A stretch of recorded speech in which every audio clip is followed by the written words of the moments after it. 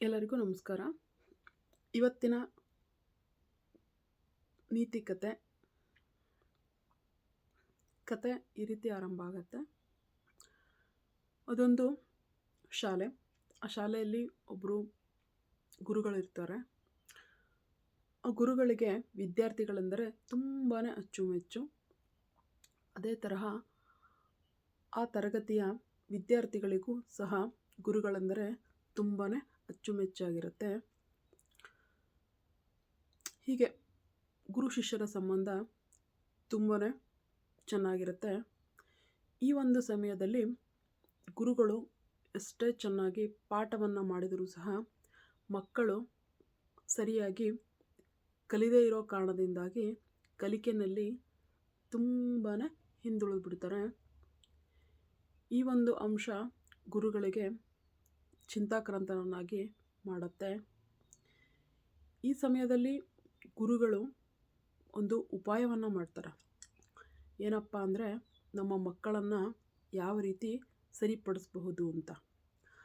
ಅದಕ್ಕೆ ಒಂದು ಅವರು ಉಪಾಯವನ್ನು ಆಯ್ಕೆ ಮಾಡ್ಕೊಳ್ತಾರೆ. ಅದೇ ಮಿರರ್ ಇಮೇಜ್. ಏನಂದರೆ,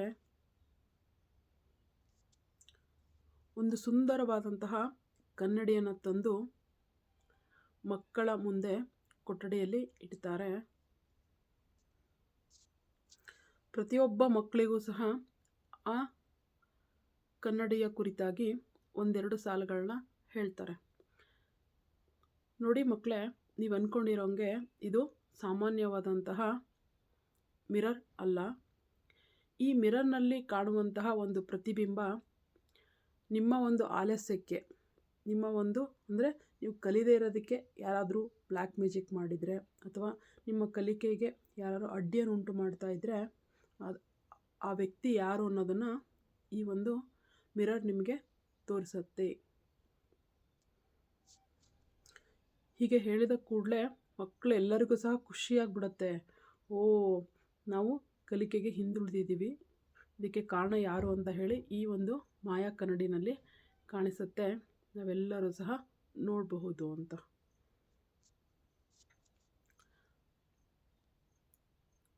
ನಾವು ಈ ರೀತಿ ನೋಡಿದಾಗ ನಮ್ಮ ಒಂದು ಹಿಂದುಳುವಿಕೆಗೆ ಕಾರಣ ಯಾರು ಅನ್ನೋದನ್ನು ನಾವು ತಿಳ್ಕೊಬಹುದು ಅನ್ನುವಂತಹ ಒಂದು ಕುತೂಹಲ ಮಕ್ಕಳ ಮನಸ್ಸಿನಲ್ಲಿ ಮೂಡುತ್ತೆ.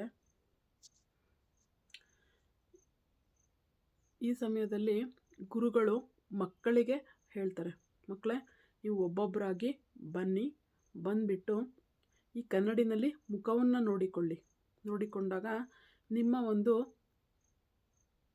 ಕಲಿಕೆಗೆ, ನೀವು ಕಲಿಕೆಯಲ್ಲಿ ನಿರಾಸಕ್ತಿಯನ್ನು ಹೊಂದಲಿಕ್ಕೆ ಕಾರಣ ಯಾರು ಅನ್ನೋದು ತಿಳಿಯುತ್ತೆ. ಆದರೆ ಇಲ್ಲಿ ಒಂದು ಷರತ್ತನ್ನು ವಿಧಿಸಲಾಗತ್ತೆ. ಏನು ಅಂದರೆ, ನಾನು ಹೇಳೋವರೆಗೂ ನೀವು ಯಾರೂ ಸಹ ಒಬ್ಬರಿಗೊಬ್ಬರು ಈ ಕನ್ನಡಿಯಲ್ಲಿ ಕಂಡಂತಹ ಮತ್ತೊಬ್ಬ ವ್ಯಕ್ತಿ ಅಥವಾ ಈ ಕನ್ನಡಿಯಲ್ಲಿ ಕಂಡಂತಹ ಚಿತ್ರ ಯಾರ್ದು, ಯಾವ ವ್ಯಕ್ತಿಯದ್ದು ಅನ್ನೋದನ್ನು ನೀವು ಯಾವ ಕಾರಣಕ್ಕೂ ಸಹ ಡಿಸ್ಕಷನ್ ಮಾಡಬಾರ್ದು ಅಂತ. ಹೀಗೆ ವಿದ್ಯಾರ್ಥಿಗಳು ಸಾಲಿನಲ್ಲಿ ಬರ್ತಾರೆ, ಒಬ್ಬೊಬ್ಬರಾಗಿ ಬರ್ತಾರೆ, ಕನ್ನಡಿಯಲ್ಲಿ ಮುಖವನ್ನು ನೋಡ್ಕೊಳ್ತಾರೆ, ಸೈಲೆಂಟಾಗಿ ಹೋಗಿ ಹೊರಗಡೆ ನಿಂತ್ಕೊತಾರೆ. ಹೀಗೆ ಪ್ರತಿಯೊಂದು ಮಗುನೂ ಸಹ ತನ್ನದೇ ಆದಂತಹ ಬಿಂಬವನ್ನು ಅಂದರೆ ಸೆಲ್ಫ್ ಇಮೇಜನ್ನು ಆ ಕನ್ನಡಿಯಲ್ಲಿ ನೋಡುತ್ತೆ. ಆದರೆ ಗುರುಗಳು ಷರತ್ತನ್ನು ವಿಧಿಸಿರ್ತಾರೆ. ಏನಂದರೆ, ನಾನು ಹೇಳುವವರೆಗೂ ಸಹ ನೀವು ಯಾರೂ ಸಹ ಕನ್ನಡಿಯ ಬಗ್ಗೆ ಆಗಲಿ, ಕನ್ನಡಿಯಲ್ಲಿ ಕಂಡಂತಹ ಪ್ರತಿಬಿಂಬದ ಬಗ್ಗೆ ಆಗಲಿ ಒಬ್ಬರಿಗೊಬ್ಬರು ಯಾವುದೇ ಕಾರಣಕ್ಕೂ ಸಹ ಡಿಸ್ಕಷನ್ನ ಮಾಡ್ಕೋಬಾರ್ದು ಅಂತ.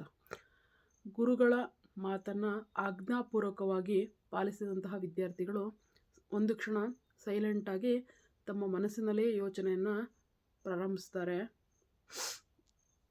ಮತ್ತೆ ಯಥಾ ಪ್ರಕಾರ ಗುರುಗಳು ಮಕ್ಕಳಿಗೆ ಹೇಳ್ತಾರೆ, ಎಲ್ಲರೂ ಸಾಲಾಗಿ ಬಂದು ತರಗತಿಯಲ್ಲಿ ಕುಳಿತುಕೊಳ್ಳಿ. ಒಂದು ಕ್ಷಣ ತರಗತಿಯಲ್ಲಿ ನೀರವ ಮೌನ ಆವರಿಸುತ್ತೆ. ಮಕ್ಕಳು ಎಲ್ಲರೂ ಯೋಚನೆ ಮಾಡಲು ಆರಂಭಿಸುತ್ತಾರೆ. ಮಕ್ಕಳಿಗೆ ಒಂದು ತಲೆಯಲ್ಲಿ ಕ್ಯೂರಿಯಾಸಿಟಿ, ಕುತೂಹಲ ಮೂಡಿರುತ್ತೆ. ಗುರುಗಳು ಈ ಮಾಯಾ ಕನ್ನಡಿಯ ಬಗ್ಗೆ ಏನನ್ನು ಹೇಳಬಹುದು, ಅಥವಾ ಗುರುಗಳು ಸಾಧಾರಣವಾದಂತಹ ಕನ್ನಡಿಯನ್ನು ತಂದು ನಮಗೆ ಸುಳ್ಳು ಹೇಳಿದ್ರ ಅನ್ನುವಂತಹ ಪ್ರಶ್ನೆಗಳು, ಹೀಗೆ ಸಾವಿರಾರು ಪ್ರಶ್ನೆಗಳು ಮಕ್ಕಳ ಮನಸ್ಸಲ್ಲಿ ಮೂಡ್ತಾ ಹೋಗುತ್ತೆ. ಮಕ್ಕಳಿಗೆ ಗುರುಗಳು ಹೇಳ್ತಾರೆ, ಮಕ್ಕಳೇ ನೀವೆಲ್ಲ ಕನ್ನಡಿಯಲ್ಲಿ ಮುಖವನ್ನು ನೋಡ್ಕೊಂಡ್ರಿ, ನಿಮಗೇನು ಅನ್ನಿಸ್ತು? ನಿಜವನ್ನು ಹೇಳಬೇಕು. ನೀವು ಯಾರ ಪ್ರತಿಬಿಂಬವನ್ನು ಕನ್ನಡಿಯಲ್ಲಿ ನೋಡಿದ್ರಿ? ಮಕ್ಕಳು ಎಲ್ಲರೂ ಒಂದು ಕ್ಷಣ ಯೋಚನೆ ಮಾಡ್ತಾರೆ, ನಮ್ಮ ಗುರುಗಳು ನಮಗಾಗಿ ಒಳ್ಳೆಯದನ್ನು ಮಾಡ್ತಾ ಇದ್ದಾರೆ, ನಾವು ಈ ಸಂದರ್ಭದಲ್ಲಿ ಸುಳ್ಳನ್ನು ಹೇಳಬಾರ್ದು ಅಂತ. ಹೀಗೆ ಯೋಚನೆ ಮಾಡ್ತಿದ್ದಂತಹ ಮಕ್ಕಳು ನಿಜವನ್ನು ಹೇಳ್ತಾರೆ, ಗುರುಗಳೇ ನಮ್ಮದೇ ಆದಂತಹ ಪ್ರತಿಬಿಂಬವನ್ನು ನಾವು ಕನ್ನಡಿಯಲ್ಲಿ ನೋಡ್ಕೊಂಡ್ವಿ. ಅಲ್ಲೊಬ್ಬ ಬಾಲಕ ಹೇಳ್ತಾನೆ, ಹೌದು ಗುರುಗಳೇ, ನನ್ನ ಮುಖವನ್ನು ನಾನು ನನ್ನ ಕನ್ನಡಿಯಲ್ಲಿ ನೋಡಿಕೊಂಡೆ. ಅದಕ್ಕೆ ಗುರುಗಳು ನಸುನಕ್ಕು ಒಂದು ಬಾರಿ ಯೋಚಿಸ್ತಾರೆ, ಮಕ್ಕಳೇ ಕನ್ನಡಿನಲ್ಲಿ ನೀವೆಲ್ಲ ಮುಖ ನೋಡ್ಕೊಂಡ್ರಿ ಅಲ್ವಾ, ಅದು ಮುಖ ನಿಮ್ಮದೇ ಅಲ್ವಾ? ಹೌದು ಅನ್ನೋ ಉತ್ತರ ವಿದ್ಯಾರ್ಥಿಗಳಿಂದ ಬರುತ್ತೆ. ಆವಾಗ ಗುರುಗಳು ಒಂದು ಕ್ಷಣ ನಸುನಕ್ಕು ಹೇಳ್ತಾರೆ, ಮಕ್ಕಳೇ ನಿಮ್ಮ ಪ್ರತಿಬಿಂಬವನ್ನು ನೀವು ಕಣ್ಣಿನಲ್ಲಿ ನೋಡ್ಕೊಂಡ್ರಿ ಅಲ್ವಾ? ಹೌದು. ಉತ್ತರ ಹೌದು ಅಂತ ಹೇಳಿ ಬಂದಾಗ ಗುರುಗಳು ಹೇಳ್ತಾರೆ, ನಮ್ಮ ಜೀವನದಲ್ಲಿ ಉಂಟಾಗುವಂತಹ ಸೋಲು ಗೆಲುವು, ನೋವು ನಲಿವು, ಇದಕ್ಕೆಲ್ಲ ಕಾರಣ ನಾವೇ. ಸೊ ಅದಕ್ಕಾಗಿ ನಮ್ಮನ್ನು ನಾವು ಸರಿಪಡಿಸ್ಕೊಳ್ಳೋಣ. ಏನಕ್ಕಾಗಿ? ನಮ್ಮ ಗೆಲುವಿಗಾಗಿ, ನಮ್ಮ ಏಳಿಗೆಗಾಗಿ, ನಮ್ಮ ಸಂತೋಷಕ್ಕಾಗಿ. ಸೊ ಅದಕ್ಕಾಗಿ ನಾವೆಲ್ಲರೂ ಬದಲಾಗೋಣ ಅಂತ ಹೇಳ್ತಾರೆ. ಈ ಕತೆ ನಿಮ್ಗೆ ಇಷ್ಟ ಆದರೆ ಖಂಡಿತವಾಗ್ಲೂ ಲೈಕ್ ಮಾಡಿ, ಶೇರ್ ಮಾಡಿ, ಸಬ್ಸ್ಕ್ರೈಬ್ ಮಾಡಿ. Thank you.